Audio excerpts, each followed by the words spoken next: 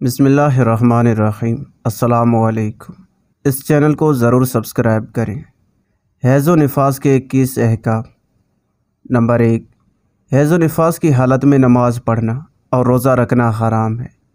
Number 2، ان دنوں میں نمازیں معاف ہیں، ان کی قضا بھی نہیں، البتہ روزوں کی قضا دوسرے دنوں میں رکھنا فرض ہے۔ نمبر 3، حیض و نفاس والی کو قرآن مجید پڑھنا حرام ہے، خواہ دے کر پڑھے یا زبانی پڑھے۔ یوں ہی قرآن مجید کا چھونا بھی حرام ہے۔ ہاں اگر جزدان میں قرآن مجید ہو تو اس جزدان کو چھونے میں کوئی حرج نہیں۔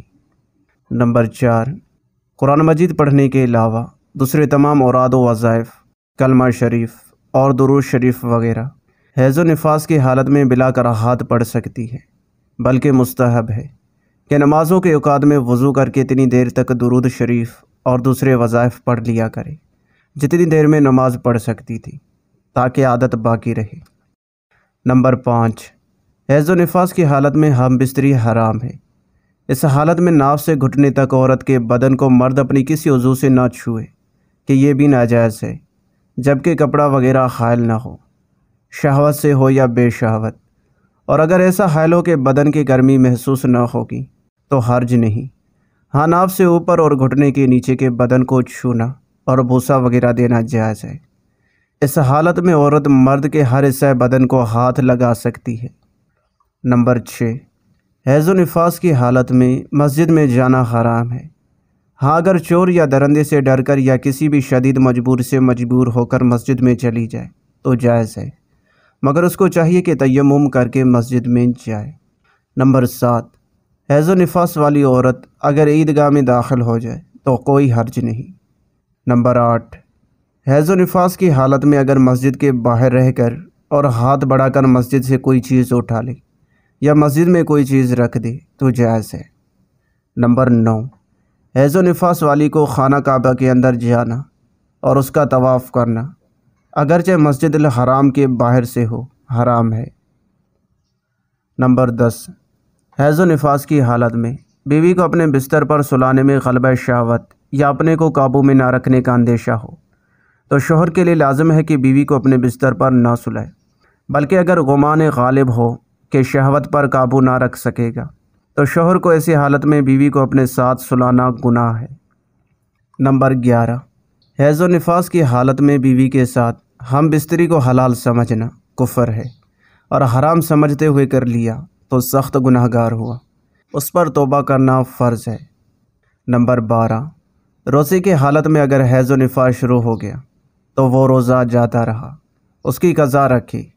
فرض تھا تو قضا فرض ہے، اور نفل تھا تو قضا واجب ہے۔ نمبر 13، حیض اگر پورے 10 دن پر ختم ہوا تو پاک ہوتے ہی اسے جماع کرنا جائز ہے، اگرچہ اب تک غسل نہ کیا ہو، لیکن مستحب یہ ہے کہ نہانے کے بعد صحبت کرے۔ نمبر 14، اگر 10 دن سے کم میں حیض بند ہو گیا تو تا وقتیہ کے غسل نہ کرے، یا وہ وقت نماز جس میں پاک ہوئی نہ گزر جائے، صحبت کرنا جائز نہیں۔ نمبر 15، حیض و نفاس کی حالت میں سجدہ تلاوت بھی حرام ہے، اور سجدہ کی آیت سننے سے اس پر سجدہ واجب نہیں۔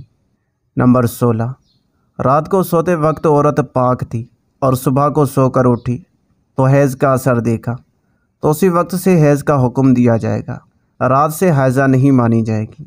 نمبر 17، حیض والی صبح کو سو کر اٹھی اور گدی پر کوئی نشان حیض کا نہیں تو رات ہی سے پاک مانی جائے گی۔ نمبر 18، جب تک عورت کو خون آئے نماز چھوڑے رکھے، البتہ اگر خون کا بہنا 10 دن رات کامل سے آگے بڑھ جائے تو غسل کر کے نماز پڑھنا شروع کر دے۔ یہ اس صورت میں ہے کہ پچھلا حیض بھی، اور اگر پچھلا حیض 10 دن سے کم تھا، مثلاً 6 دن کا تھا، تو اب غسل کر کے 4 دن کی قضا نمازیں پڑھے، اور اگر پچھلا حیض 4 دن کا تھا تو اب 6 دن کی قضا نمازیں پڑھے گی۔ نمبر 19، جو حیض اپنی پوری مدت یعنی 10 دن کامل سے کم میں ختم ہو جائے، اس میں 2 صورتیں ہیں۔ نمبر 1، یا تو عورت کی عادت سے بھی کم مدت میں ختم ہوا، یعنی اس سے پہلے مہینے میں جتنے دن حیض آتا تھا اتنے دن بھی ابھی نہیں گزرے تھے کہ خون بند ہو گیا، لہذا اس صورت میں صحبت ابھی جائز نہیں، اگرچہ غسل بھی کر لے۔ نمبر 2، اور اگر عادت سے کم مدت حیض نہیں آیا، مثلاً پہلے مہینے 7 دن حیض آیا تھا، اب بھی 7 دن یا 8 دن حیض آ کر ختم ہو گیا، یا یہ پہلا ہی حیض ہے جو اس عورت کو آیا اور 10 دن سے کم ختم ہوا، تو ان صورتوں میں صحبت جائز ہونے کے لیے 2 باتوں میں سے ایک بات ضروری ہے۔ الف، یا تو عورت غسل کر لے، اگر باوجہ مرض یا پانی نہ ہونے کے تیمم کرنا ہو تو تیمم کر کے نماز بھی پڑھ لے، صرف تیمم کافی نہیں۔ با، یا عورت غسل نہ کرے تو اتنا ہو کہ اس عورت پر کوئی نماز فرض ہو جائے، یعنی نماز پنجگانہ سے کسی نماز کا وقت گزر جائے جس میں کم سے کم اس نے اتنا وقت پایا ہو جس میں وہ نہا کر سر سے پاؤں تک ایک چادر اوڑھ کر تکبیر تحریمہ کہہ سکتی ہے، تو اس صورت میں بغیر طہارت یعنی غسل کے بغیر بھی اس سے صحبت جائز ہو جائے گی۔ نمبر 20، نفاس میں خون جاری ہوتا ہے، اگر پانی جاری ہو تو وہ کوئی چیز نہیں، لہذا 40 دن کے اندر جب بھی خون لوٹے گا شروع ولادت سے ختم سب دن نفاس ہی کے گنے جائیں گے۔ جو دن بیچ میں خون آنے کی وجہ سے خالی رہ گئے وہ بھی نفاس ہی میں شمار ہوں گے۔ مثلا بچے کی ولادت کے بعد 2 منٹ تک خون آ کر بند ہو گیا، عورت نے طہارت کا غمان کر کے غسل کیا اور نماز روزہ وغیرہ ادا کرتی رہی، مگر 40 دن پورے ہونے میں ابھی 2 منٹ باقی تھے کہ پھر خون آ گیا، تو یہ سارے دن نفاس ہی کے ٹھہریں گے، نماز بیکار گئی۔ فرض یا واجب روزے یا اگلی قضا نمازیں جتنی پڑھی ہوں گی انہیں پھر پھیرے۔ نمبر 21، حیض والی عورت کے ہاتھ کا پکا ہوا کھانا بھی جائز اور اسے اپنے ساتھ کھانا کھلانا بھی جائز۔ ان باتوں سے اعتراض و اجتناب یہود و مجوس کا مسئلہ ہے کہ وہ ایسا کرتے ہیں۔